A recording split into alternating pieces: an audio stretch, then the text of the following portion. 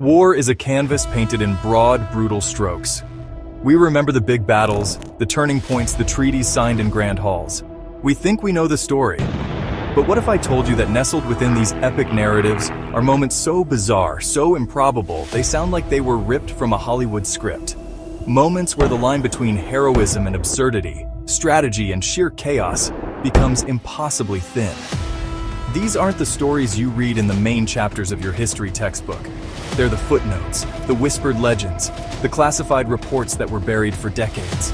They're tales of soldiers fighting their own allies in a confused sky, of a tiny company holding off an army of thousands with no support, of spies dressing up as the enemy causing so much paranoia that a top general was held at gunpoint by his own men. They challenge our understanding of what war is, revealing it not as a clean, strategic game of chess, but as a deeply human, messy, and often surreal ordeal. So today we're peeling back the layers of accepted history. They force us to ask, what else have we been missing? October 1918. The Great War is grinding towards its bloody conclusion. In the dense, confusing labyrinth of the Argonne Forest in France, an American unit, part of the 77th Infantry Division, pushes forward. They're a mix of city kids, immigrants, and cowboys from New York. Their commander, Major Charles Whittlesey, a bookish lawyer from Massachusetts, follows his orders to the letter: advance and do not retreat. He does just that, pushing his men deep into German territory, a spearhead of the Allied offensive. But there's a problem. The French units on their flanks haven't advanced. The American units on the flanks haven't either. Whittlesey and his roughly 550 men are completely cut off, a tiny island of American soldiers in a sea of German forces.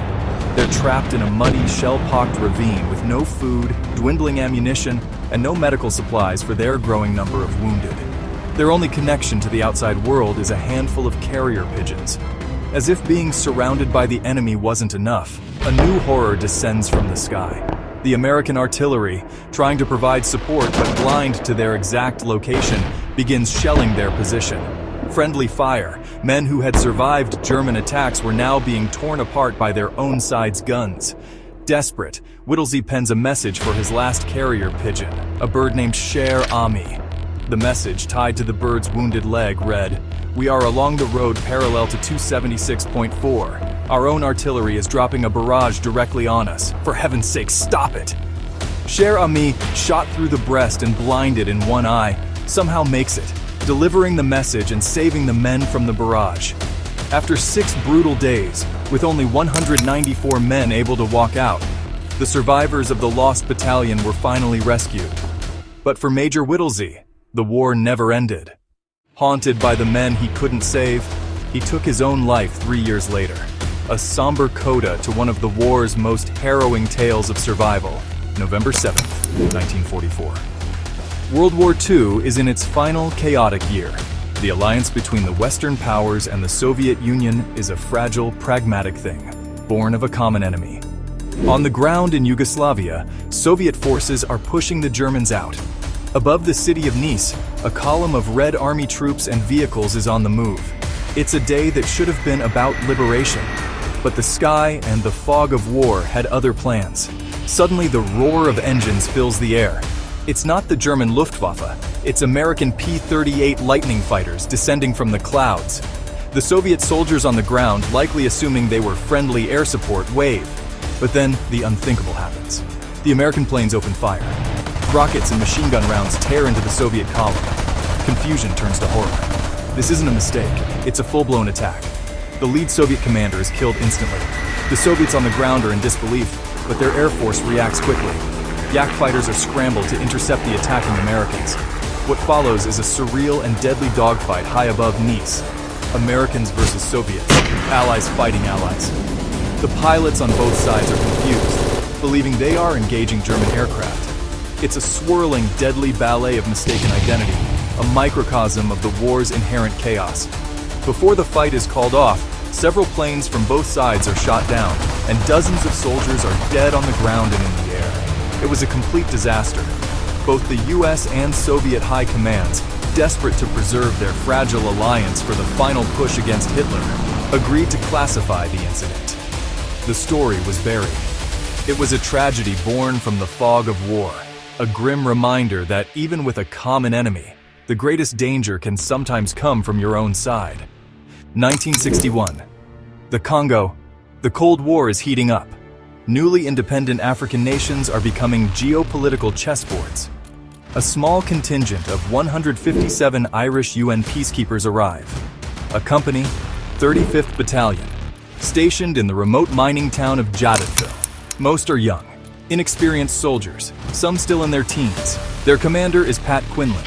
Quinlan sees their exposed position. He orders his men to dig in, to fortify, to prepare for the worst. His superiors think he's paranoid. His men think it's pointless, hard labor under the hot African sun. But Quinlan's instincts are right. They are sitting on a tinderbox, the breakaway state of Katanga, backed by powerful mining interests, ruthless European mercenaries. They want the UN out.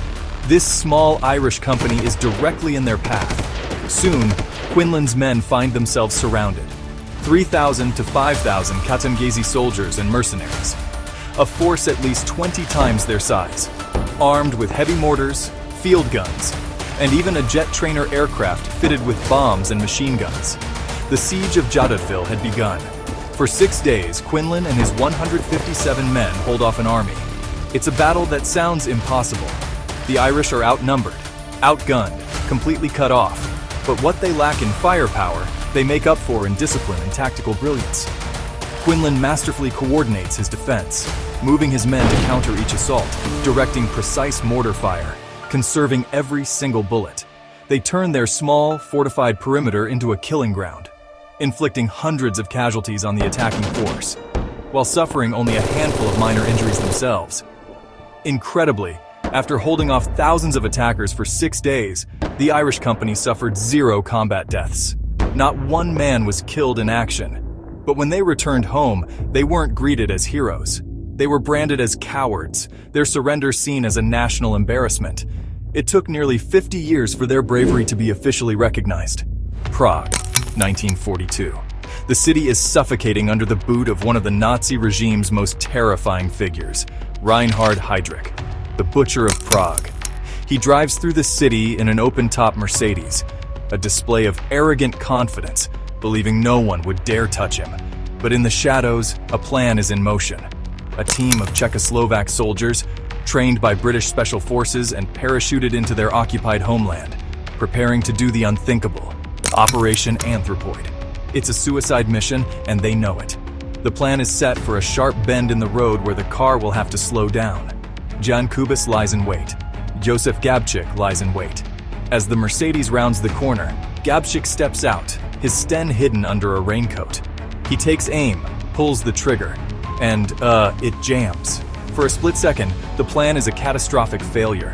Heydrich, instead of speeding away, makes a fatal mistake. He orders his driver to stop. He stands up to shoot at Gabčík.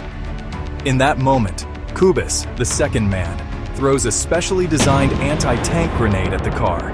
The grenade explodes, peppering the car with shrapnel. Heydrich, though not obviously wounded at first, is hit. A piece of the car's upholstery is driven into his spleen. Horsehair stuffing is driven into him. He stumbles from the car, trying to fire his pistol before collapsing. The assassins escape in the chaos.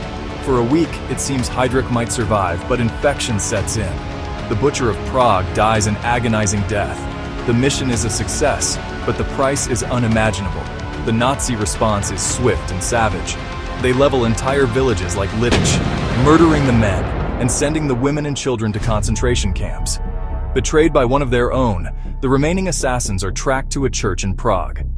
Surrounded by 750 SS troops, the handful of paratroopers hold out for hours. When they run out of ammunition, they use their last bullets on themselves, denying the Nazis the satisfaction of capture.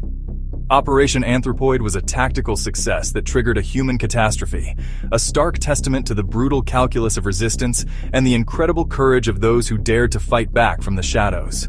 The spring of 1917, the Western Front.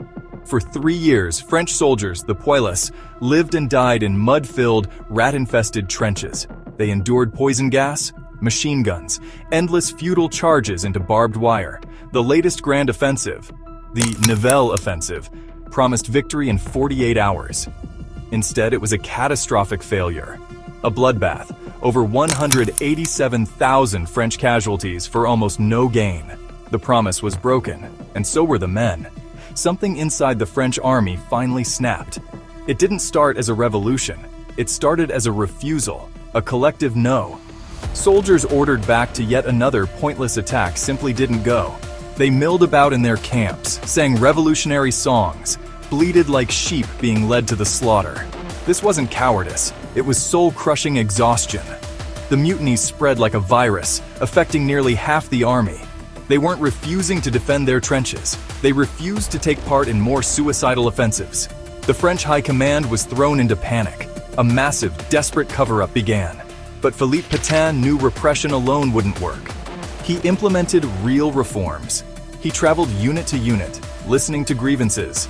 He improved the food, improved the leave system, improved living conditions. Slowly, painstakingly, the French army was put back together. A stark lesson in the limits of human endurance. December 1944, the Battle of the Bulge. Hitler launches his last desperate gamble in the West, as German panzers smash through the American lines in the Ardennes forest. Another, more insidious operation is underway. It's called Operation Greif, or Griffin. Its mastermind is the infamous SS commando Otto Skorzeny, the same man who had rescued Mussolini. The plan is pure psychological warfare, a spy thriller come to life. Small teams of English-speaking German soldiers, dressed in captured American uniforms and driving American jeeps and tanks, are to infiltrate behind enemy lines. Their mission to sow chaos. They switch road signs, misdirecting Allied convoys into ambushes or down impassable roads. They cut communication lines, isolating units from their command. They spread rumors and disinformation, telling retreating American troops that the Germans have already captured key bridges or cities, amplifying the panic and confusion that already grips the front. Paranoia spreads like wildfire through the American ranks. Every soldier becomes a potential suspect. Checkpoints pop up everywhere, manned by nervous GIs who trust no one. To identify infiltrators, they start asking questions that only a real American would know. Who is Betty Graeble's husband? What's the capital of Illinois? Who plays for the Chicago Cubs? The problem is, sometimes even real Americans get the answers wrong, leading to chaos and mistaken arrests. The paranoia goes all the way to the top. When rumors spread that a team of Skorzeny's assassins is on its way to Paris to kill the Supreme Allied Commander General Dwight D. Eisenhower, he is confined to his headquarters for his own safety. In one of the most surreal moments of the war, General Omar Bradley, commander of the U.S. First Army, is held at gunpoint by his own MPs when he correctly identifies the capital of Illinois as Springfield, not Chicago, as his interrogator mistakenly believed. For a brief, terrifying period, Skorzeny's ghost army had turned every American soldier into a potential enemy of his brother-in-arms. The Eastern Front, 1942. The Soviet Union is fighting for its very survival against the Nazi invasion. In this desperate struggle, the Soviets turn to an untapped resource: women. An all-female aviation unit is formed, the 588th Night Bomber Regiment. The Germans will give them a different name, a name born of fear and grudging respect: the Nachthexen, or the Night Witches. The pilots, the navigators, the ground crew, most in their late teens or early 20s. And their equipment is, to put it mildly, obsolete. They fly Polikarpov Po-2 biplanes, flimsy aircraft made of wood and canvas. These planes are so slow their top speed is lower than the stall speed of the German Messerschmitt fighters. They have no armor, no radios, no parachutes to save weight. They can only carry 2 small bombs at a time. In a straight-up fight, they would be massacred, so they don't fight fair. They operate only at night. Their tactics are both terrifying and brilliant. They would fly in groups, with some planes acting as decoys to attract searchlights and anti-aircraft fire, while the final bomber would approach its target with a unique and chilling technique. Near the target, the pilot would cut her engine completely. The plane would then glide silently through the darkness, the only sound being a faint whistling of the wind through its bracing wires. This eerie, whispering sound was what earned them their nickname. To the German soldiers below, it sounded like a witch's broomstick sweeping through the night sky. And then, without warning, the bombs would fall with pinpoint accuracy. After dropping their payload, the pilot would restart the engine and disappear back into the darkness. It was a terrifying form of psychological warfare, an unseen, unheard threat that haunted the German lines night after night. The sheer intensity of their operations is staggering. Throughout the war, the regiment flew over 24,000 missions, dropping 23,000 tons of bombs. They were the most highly decorated female unit in the Soviet Air Force, their bravery legendary.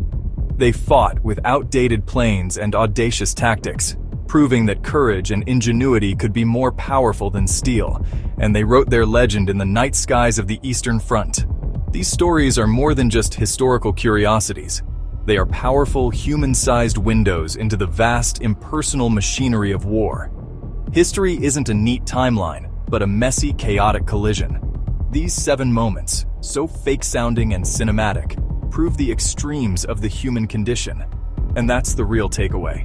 History is full of hidden stories, footnotes with more drama and truth than the main text. It's our job to seek them out, to listen to their echoes. Understanding the unbelievable brings us closer to understanding ourselves. The truth is often stranger than fiction. In war, it's almost always more profound.